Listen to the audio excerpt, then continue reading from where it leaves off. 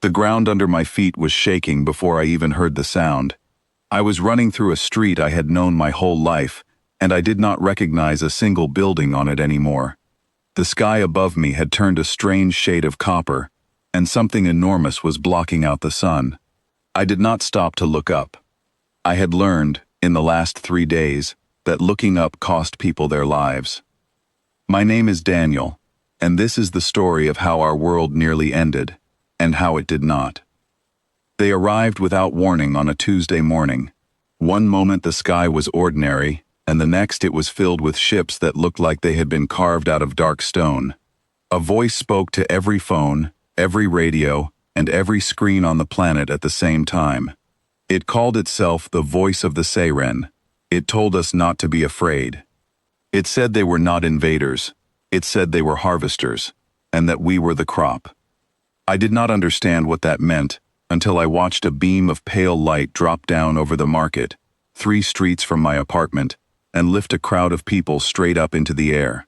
They did not fall. They floated, calm and silent, as if something had turned off their fear along with their will to fight. I watched my neighbor Grace go up in that light. She was carrying a bag of oranges. The bag fell. She did not. That was the moment I stopped being a person who worked in a bookstore and started being a person who ran. For the first few weeks, running was all any of us could do. The Siren ships were faster than our jets and stronger than our strongest weapons. They took people in waves, always careful, always calm, like farmers walking through a field they had visited many times before. We later learned they had done this to other worlds, over and over, for longer than we could measure. They called it a tithe, a small price taken again and again, forever, from a planet too weak to say no. But something changed on the 9th day. A transport ship clipped the side of a mountain range while trying to outrun a storm, and it went down hard. A team of engineers reached the wreck before the Siren could recover it. Among them was a woman named Claire, who used to design aircraft engines before the sky turned against us. She was the first person to touch real Siren technology and understand what she was looking at. Claire did not keep her discovery secret. She shared it with anyone who could listen, using every radio channel, every scrap of network still standing. Within days, workshops in a dozen countries were taking apart broken drones and shattered hull plates, learning the shape of the enemy's strength. It turned out the Siren had one weakness.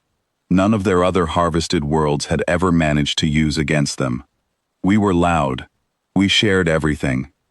Every mind on the planet worked on the same problem at once, and no harvesting fleet in their long history had ever faced a world that refused to keep its secrets to itself. I joined a workshop 3 months after the invasion began. I was not an engineer, but I could carry parts and follow instructions, and that was enough to be useful. We built our first working weapon out of salvaged plating and old radar systems, in a basement that used to be a school gymnasium. The first time we tested it against a Siren scout drone, the whole street cheered as the drone spun out of the sky and hit the ground in pieces. It took years, not months, to turn that basement victory into something bigger. I will not pretend it was easy or quick. We lost cities. We lost people I loved. My sister Olivia was taken in the second wave, and I never learned what happened to her after that beam of light carried her up into the ship. I carried her name with me through every battle that followed, because carrying her name was easier than accepting that I might never see her again. By the 5th year, we had turned the tide. Our fleet, built from scrap and stubbornness, pushed the Siren out of our skies and into the space beyond our moon. I served on a ship called the Horizon by then, under a captain named Henry, who had once been a school teacher and somehow became the calmest voice any of us had ever heard during a battle. Henry used to say that fear was useful only if you let it sharpen you instead of freeze you. I held on to that advice more times than I can count. We did not stop at pushing them out of our system. Once we understood how the Siren traveled between stars, we followed their retreating fleets outward, determined to make sure they could never return and take another grace. another Olivia, from anyone else. Along the way we found other worlds, other people who had been harvested for far longer than we had. Some of them had given up hope of ever fighting back. When they saw what our ragged, determined fleet had done, they joined us. The war against the Seiren stretched across 9 more years after that. I grew into a different person during those years. The bookstore clerk, who used to spend his afternoons reorganizing poetry shelves, became someone who could read a battle map faster than a menu. I am not proud of everything that war made me capable of, but I am proud that it never made me cruel for the sake of being cruel. Henry used to remind us of that constantly. He said that if we became exactly what we were fighting, then the Seiren would have already won, even if we destroyed every one of their ships. The final battle happened near what our scouts had started calling the edge of Seiren space, a graveyard of dead stars and burned-out colonies that told the story of everything they had taken from other worlds long before they ever came for us. Their last significant fleet, 11 ships strong, tried to make a stand there. We beat them, not because we outnumbered them, but because every ally we had gathered along the way fought together, sharing tactics and technology the same way Claire had once shared her first discovery back on Earth. After that battle, the Seiren Empire crumbled quickly. Without their harvesting fleets, without new worlds to draw strength from, their homeworld could not support the vast population it had built on the backs of others. Their leadership fell apart within a single year.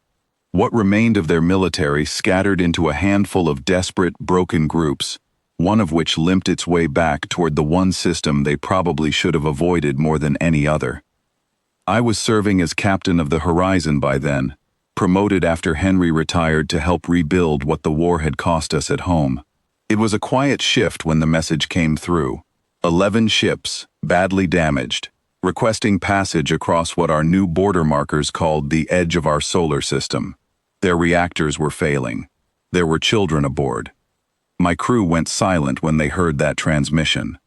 Some of them had lost brothers, mothers, entire neighborhoods to those same ships, or ships just like them. A young officer named Noah asked me plainly whether we should let them burn out there instead of crossing into our space. I understood the question. I had asked myself something close to it more than once during the darkest years of that war. I thought about Grace and her bag of oranges. I thought about Olivia, whose face I still saw sometimes in crowds, even though I knew she was gone.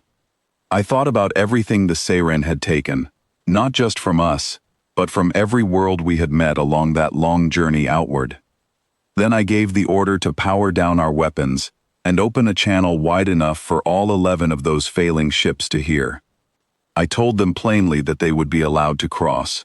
I told them they would be disarmed and searched, and that every adult aboard old enough to have understood what the harvest truly meant would answer for it before a council made up of every world they had ever harmed. I told them their children would be fed, sheltered, and kept safe, because we were not willing to become the very thing we had spent 13 years fighting against. Some of my crew disagreed with that choice. A few never fully forgave me for it. But Noah, the same young officer who had asked whether we should let them burn, later told me it was the moment he understood what kind of victory actually mattered. Not the kind where you destroy your enemy completely, but the kind where you prove you never needed to become them in the first place.